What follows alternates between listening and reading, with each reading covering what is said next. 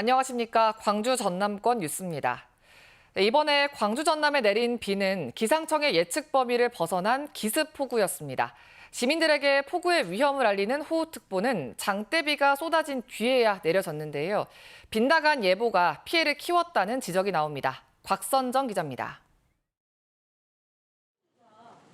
광주의 한 상습 침수 지역 상가. 비 예보에 따라 미리 대응을 하는 곳인데 이번 비에는 속수무책이었습니다. 좀 미리 알았으면 앞에 머리 좀이나 쌓고 좀 방비했을 텐데 전혀 그런 상황이 어제는 못 됐습니다. 기상청은 당초 광주 전남의 예상 강수량을 20에서 80mm로 예보했습니다. 그런데 광주에만 시간당 50mm의 폭우가 쏟아지는 등 300mm 가까운 비가 내렸습니다. 예보는 비가 없었어요. 그런데 저녁이 되니까 쏟아져 버리더라고.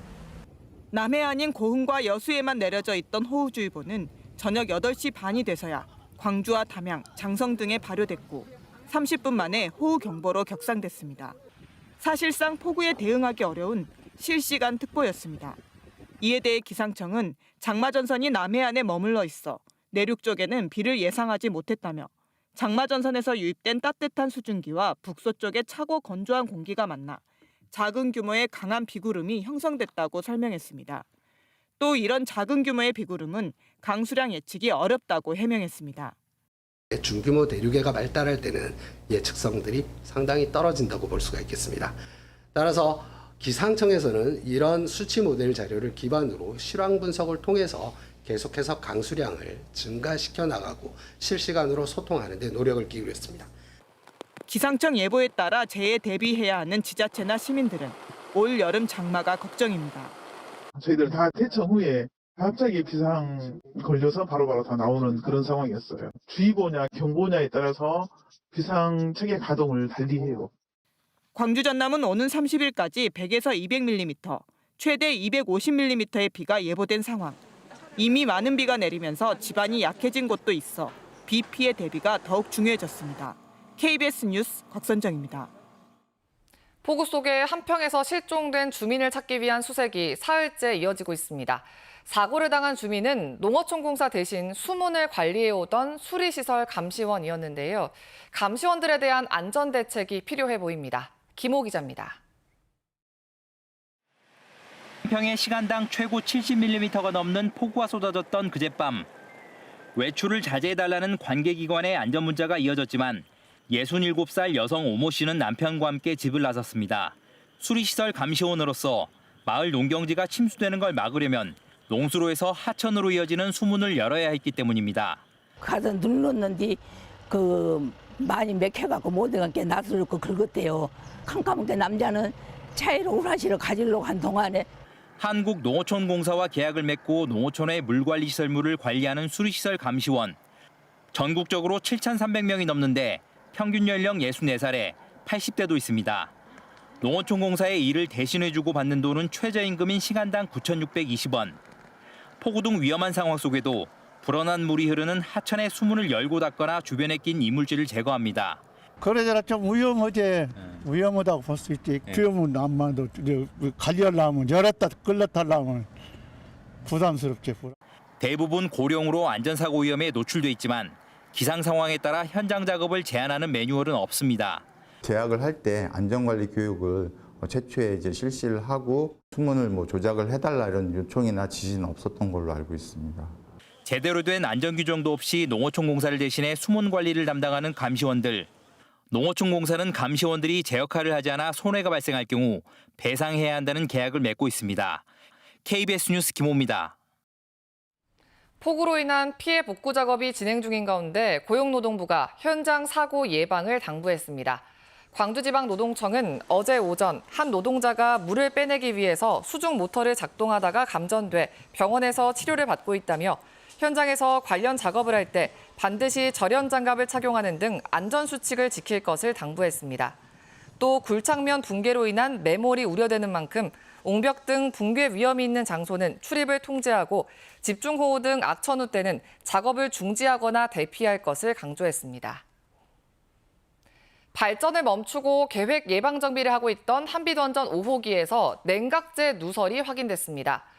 원자력안전위원회는 어제 한국수력원자력으로부터 한빛 5호기의 원자로 경납 건물 내 안전 주입 계통에서 원자로 냉각제가 누설됐다는 사실을 보고받았다고 밝혔습니다.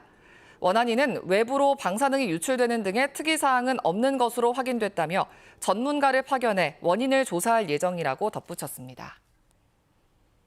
최근 전국적으로 화제를 모은 한 농촌 마을이 있습니다. 부영그룹 이중근 회장의 고향인 순천시 운평리인데요.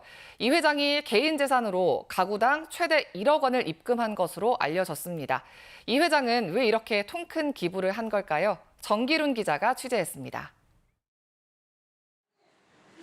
순천시 서면 운평리에서 나고 자란 올해 82살의 장찬모 씨.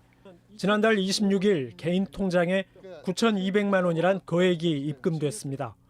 돈을 보낸 이는 부영그룹 이중근 회장이었습니다. 지금도 꿈을 꾸는 것 같아요. 지금 단돈 누가 10,000원을 줍니까? 운평리에 사는 정강택 이장도 역시 9,200만 원을 받았습니다. 내 고향 주민들이 지킨다고 그래서 준 거라. 고향 지킨 사람들. 이중근 회장은 주민들의 거주 연수에 따라 5단계로 나눠 세대당 2,600만 원에서 최대 9,200만 원까지 전달했습니다. 고향 주민뿐만 아니라 초중고 동창, 형편이 어려운 지인 등에게 사재를 털어 지급한 액수가 모두 1,400억 원에 이릅니다. 부영 관계자는 이 회장이 자신을 키워준 고향에 감사를 표시하려는 순수한 마음에서 기부한 것이라며 다른 의도는 없다고 밝혔습니다. 운평리 주민들은 이 회장의 기부를 기리는 공덕비를 마을에 세우기로 뜻을 모았습니다.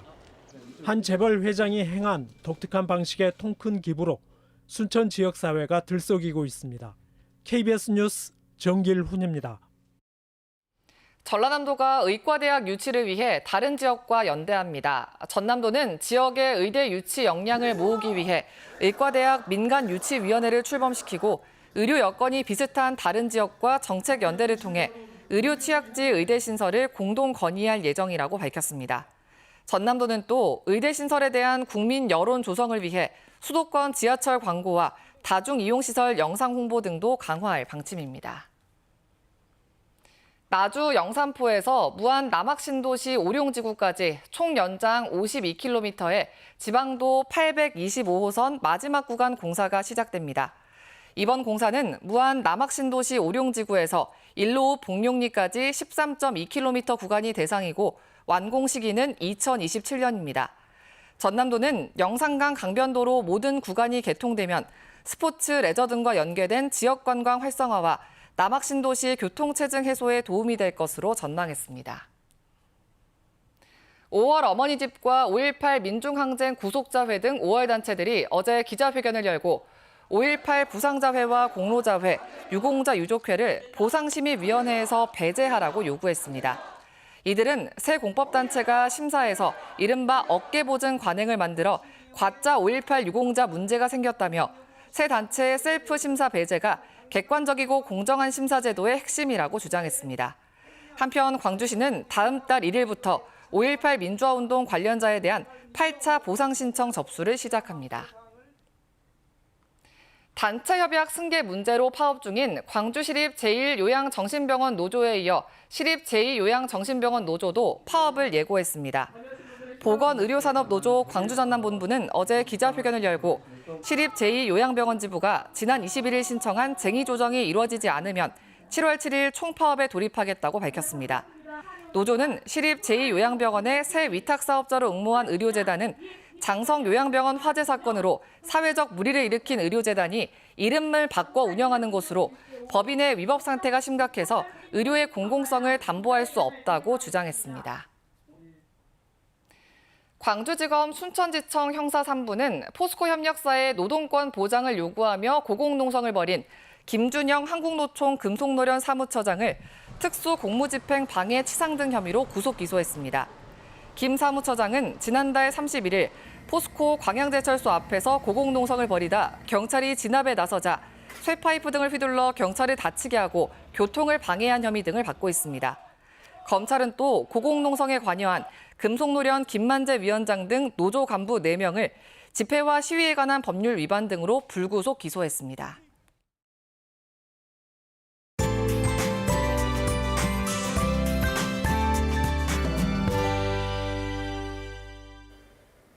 오늘부터 다시 강하고 많은 비가 내리겠습니다. 오늘 오전에는 중부지방에 비가 집중이 되겠고요. 그 사이에 광주 전남 지역은 약하게 내리다가 오후부터 차차 강해지겠습니다. 이에 따라서 광주 전남 전 지역에는 호우 예비특보가 내려졌습니다. 오늘 오후부터 모레 낮 사이에 시간당 30에서 60mm 안팎의 집중 호우가 예상되니까요. 피해 없도록 각별히 주의하셔야겠습니다. 우선 내일까지 예상되는 비의 양은 광주 전남 지역에 100에서 200, 일부 많이 오는 곳은 250mm 이상의 물폭탄이 쏟아지겠습니다. 비도 강한데 바람까지 강하게 불겠습니다. 대부분 지역에서 내일까지 순간 풍속, 초속 15m 이상의 강풍이 예상됩니다.